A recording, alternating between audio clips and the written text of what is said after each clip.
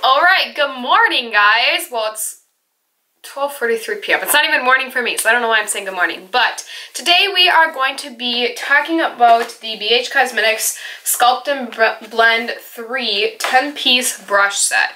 Now, I picked this brush set up at TJ Maxx for $12.99. I'm not sure how much it originally cost. Let me look. Yeah, so it pretty much looks like this brush set. A lot of these are on sale. It says compare at 20 bucks. I don't know. Around 20, 15, whatever. So TJ Maxx is kind of around that price depending on where you get it. And I picked this up a few weeks ago and I've been kind of playing around with these. So I want to do a review and demo kind of on these brushes. So I'm going to use every single one in this kit to kind of let you know what I think of them. And I'm also going to be sharing with you easy, a little bit more natural summer makeup look. So this is kind of like a review demo with a nice kind of summer get ready with me look. Not necessarily one that I would wear to the beach or like whatever, but I feel like this is a good one for like if you're going to be outside, or later I'm going to be going to like some of my town's like little festivity stuff. So I'll be outside a little bit, and yeah, so this is kind of one that I'll wear more natural in the summer, and yeah, so without further ado, let's just hop right in and get started. 135 is the blending definer brush, and the 147 is the large angle buffer brush. And this is like a flat top foundation brush. This one I feel like is a little bit more loose than my the normal foundation brush that I use is from e.l.f. So this one's a little more dense. This is just like the Pro blending brush. But this has been good for foundation, but this one is like a stubbier, kind of denser brush, and I think that this might be good for foundation. You can also use this one for contour. This one's specifically for contour, which I'm going to use some cream contour today to demo that. This one would be good for concealer, because this is like a little bit of a smaller, dense brush. So I think I might just use... This could be good for drawing on the contour. Maybe I'll just use this one for drawing on the contour. So we're going to use this today for blending the foundation. Primer, I've been testing out this Origins SPF 15. It's like the energy boosting moisturizer, but it's got like a tint to it. And it's got SPF in it. I feel like it preps my skin really well. And I already used my Origins Ginseng moisturizer this morning, like the original stuff, because I really like that stuff. But I'm just going to use this to kind of show like this is what I've been using to prep my skin. I'll just stick with that as my primer. It's a little bit sticky too, which is kind of nice. I mean, not super sticky, but it's like I feel like my foundation would like sit on it well.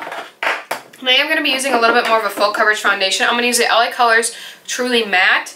And I am going to mix in a little bit of my LA Girl Pro Coverage because it's a little bit darker and it's a thinner one, and I don't want to mix too thick foundation. And I'm just going to take this brush and blend. I feel like this does a good job of blending. Like I said, it's a little bit more of a flexible brush, so it doesn't necessarily... I don't know, it's not like dense, so I feel like it really evens out the product, and it doesn't give you like too full coverage of a look, which I like. It's not too heavy, or like...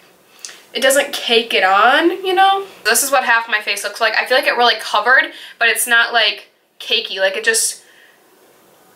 covered the imperfections, but I still can like see a little bit through, and it doesn't look like a heavy foundation. That's why I kind of like this LA Girl one, because it's a thin coverage, but it's really pigmented.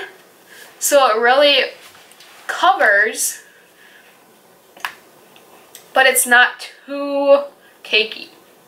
Which I did do that summer foundation video, and I mentioned this one in it, and I didn't mention the LA, did I mention? I don't think I mentioned the LA Girl one. I feel like I would wear the LA Girl one too. I'm basically just using it now just to mix in to make it a little darker. So I think this foundation brush does a really great job of blending it in. I've actually been in need of one, so that's why I picked up this kit, because I have brushes, but I want more so that when some of them are dirty, I'll have another cycle through. And not like, I don't think this brush set can be the only brush set you have. So that's the only bummer with it, is it's only 10 brushes, but like, I think it does cover a lot of what you would use, but at the same time, I feel like you don't necessarily need this dense blending brush. If this is the only brush that you're going to have, you don't need this dense buffer brush. You could instead use another eyeshadow brush or something like that. You know what I'm saying? I just have a little bit left on my hand, so I'll just put a little bit more on. And I'm more of a beauty blender person. So I'm actually going to just stamp the Beauty Blender over my face after I get done with the brushes. But it's not this brush. It's just I always like to use my Beauty Blender for some reason. I just feel like it helps sink it into the skin. I am just going to take my Real Techniques big sponge and just pat it over just to make sure it's all blended. But I feel like this brush does a very nice job of blending it in. It doesn't really give me brush marks at all, and I feel like my skin still looks nice and illuminated, which also I think that contributes to this mask because these are not like illuminating foundations, and I even had on that primer, which is not really illuminating either. So I have actually been trying out this mask that was sent to me, but today is the first day I used it, and I feel like my skin looks really good and really like illuminated and just healthy. So stay tuned. But yeah, so I like this foundation brush, and I think it's great. And also, you guys, $12.99 for this set for 10 brushes. I mean, you can kind of tell my feelings on it, but $12.99 for a set of 10 brushes, that's almost like $1 a brush. A little bit more than that, but like that's really good price. Now that my foundation's all blended out, that is that brush. So this is the 135 brush, which I really like for foundation. It's the blending definer brush. Next we're going to do concealer, and I've really been into the Catrice Camouflage. I think this is one of my favorites. So, and this is a little bit light for me. I actually think I'm getting low. I am also going to, which I really love this concealer, I'm also going to mix in the Maybelline Superstay Better Skin. I am not a huge fan of this. I think it's a little drying. I don't like the applicator either. It's like really funky doe foot, and I just feel like this, I don't know. It's just not really my cup of tea. I'm just going to apply a little bit on my chin, a little bit on my nose, my forehead. I'll just be excessive. Honestly, on a day-to-day basis, I don't put on this much concealer. So I wouldn't say this is like a natural look, but okay, this is the 138 brush, and it's the small angled buffer brush. I am not really a foundation or a concealer brush person. Usually I go in with my beauty blender. So what I like to do with this one is like start to blend it out. Look at how light this concealer is. I start to blend it out with my concealer brush, and then I'll go in with my sponge. So personally, I am such a sponge person, fanatic, that I don't think I mean, personal preference. It's whatever you like. I really like concealer brushes to get in like the inner corner here, but on like a normal level, if I'm going to blend out my concealer, I'm going to take my foundation brush and just kind of buff out the edges, you know?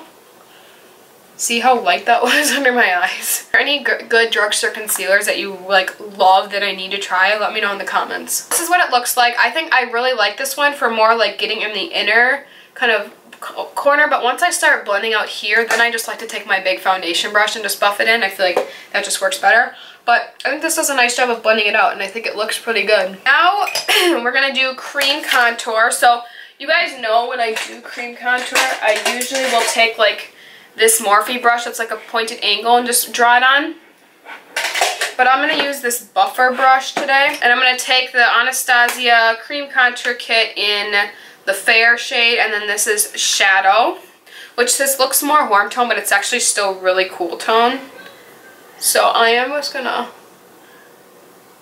draw it on. And this stuff, you can't really go overboard. I've never had a problem with like too much and it not blending.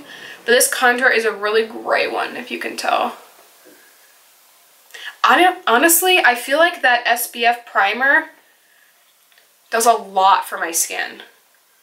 Like, I feel like it makes my skin, every time I've used a foundation on top of it, I feel like it makes my skin look really good. I do just like to do this a little bit. I blend it in with this number 136 Contour Definer brush, which I feel like this is more of a powder because it's a little bit not as... It's kind of like the foundation brush that I use, but it's even a little bit less dense. I think I got too much on my forehead. Which I'll use this for powder too. I'm going to wipe off the brush that I originally drew it on with, and I'll help blend it out with that too. You guys, your foundation brush is always like your best friend when you're doing makeup, because if you ever mess up on concealer, cream contour, powder, anything, well, your powder brush too if it's powder, but like cream, you just go in like this, and you just blend it out. And this, see, I kind of got a lot on my forehead, but I feel like this blends away enough. Like, I feel like it doesn't blend away completely, but it's like, it's not necessarily always, you can, I think, blend this product a little bit where it almost looks like it's away, but if you blend it just enough, I think it looks really good. Do you see how illuminated my skin is right now? I don't have any illuminating products on. I seriously think it's that mask. Oh my gosh. I'm going to use a little bit of cream highlight just because I want to. And this is a stick that, oh, I just realized you can't even get this anymore. So I'm not really going to talk about it. I'm just adding a little bit of cream highlight because that's just what I want. Use your favorite cream highlight if you're copying me, which I hope you're not, because I feel like a lot of people like tutorials, but I feel like I'm not tutorial worthy. That's the thing with a lot of beauty gurus, is it's like I'm just the average person doing makeup. It's nothing that fancy. But sometimes some people are really liking a look that's really simple. So now we're going to powder. I am going to use a little bit of the No. 7 Stay Perfect powder because I haven't used this one in a while. And I like this powder. I think I like my Cotillard sponge just a little bit better, but this is still a nice one. And I'm going to take the... I just dropped it. This is the number 133 brush, and it's the tapered face brush. So I use this for powder, mostly. I don't know, it's a really nice fluffy brush, and I really like it. And I don't really have one like this because I kind of lost my fluffy bronzer brush that I liked for this. So this would be a good bronzer brush too. But I am just going to go in here, set under the eyes. So I'm just dusting a little bit on my face. I don't want a lot because I want to still look like glowy, you know, for the summer. So for bronzer, I just have my butter bronzer. I'm just going to use that. And I'll use the same brush just to show you kind of what it's like. I really love this butter bronzer, but it's a little bit light for me. I want to repurchase it because can you clearly see I love it. I'm trying to use it as much up as I can. I know if you like break it apart and you repress it, it's like there's a lot of product in here still, but I'm kind of like, this is on the tail end. I've had it for a few years. So this is a good bronzer brush too. I love it for that. Now we're going to contour a little bit on top of my cream because, you know, this is the e.l.f. just like the Duo in St. Lucia. And I am actually going to take the brush number 134, which is a blush brush, which I necessarily probably wouldn't use this for blush because it's a little small. I like to actually use this for a more precise bronzer or contour, so I'm just going to take a little bit of this shade and just kind of contour with it. I feel like the cream underneath here also makes this powder contour stand out a little bit. I don't know. I'm not always this extra. Like I said, this is more of a summery look, but it's kind of not. I wouldn't necessarily wear this makeup unless I'm like going in public. There's 4 brushes left in there, a bunch of like eye brushes. I'm just going to take my Milani Strobe Light in 03, which is more of a golden one, and mix a little bit of my Pixi Aspyn Ovard in London Luster. I'll use this as a highlight just to show you. I've never used this brush as a highlight. I probably wouldn't because it's a little precise for me. But if you want a precise, holy cow, highlight, this you see. This will add a precise highlight right there. It's not a bad brush for it. Normally a brush that I would use for highlight would be my Morphe M510, which is a little bit fluffier. As you can tell, it's not as like skinny, you know. For blush, I applied my Flower Beauty Flower Pot Blush in Sweet Pea. And for brows, I used the Maybelline Total Temptation Brow Definer, something like that, in Blonde. And then I also have been testing out this Revlon Colorstay Brow Mousse, which is like this spoolie kind of thing that has like brow mousse that pumps out of it, and it's kind of scary but kind of fun at the same time.